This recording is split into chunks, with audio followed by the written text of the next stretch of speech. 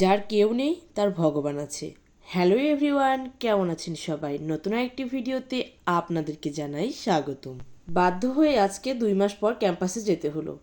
সেই ফোর্থ ইয়ারে project paper submission করে এসেছিলাম, তারপর আর রাজশাহী যাওয়া হয়নি। এর মধ্যে আমাদের গ্র্যাজুয়েশনের রেজাল্টও হয়ে গেছে। ভগবানের কৃপায় আমার গ্র্যাজুয়েশনের রেজাল্ট বেশ ভালোই হয়েছে, কিন্তু বাধ্য হয়ে এভাবে হুট করে আজকে ক্যাম্পাসে আসতে হলো। মাস্টার্সের সার্কুলার হওয়ার আগেই বাড়িতে বসে থেকেই শুনছি যে অনেকের থিসিসের জন্য সুপারভাইজার ঠিক হয়ে গেছে, কিন্তু আমার তো আসলে সুপারভাইজার ঠিক করা হয়নি। এর মধ্যেই অনেকে আমার সাথে বিশ্বাসঘাতকতা করেছে। সেসব কথা আজ না হয় বাদই দিলাম, কিন্তু কথায় আছে না, যার কেউ নেই তার ভগবান আছে। ভগবানের অশেষ কৃপায় আমার প্রজেক্ট সুপারভাইজার স্যার আমার কাজের প্রতি খুবই খুশি হয়েছিলেন, আর উনি আমাকে একটু রেফার করাতে আমি খুব সহজেই আমার থিসিসের জন্য একজন সুপারভাইজার স্যারও পেয়ে গেলাম।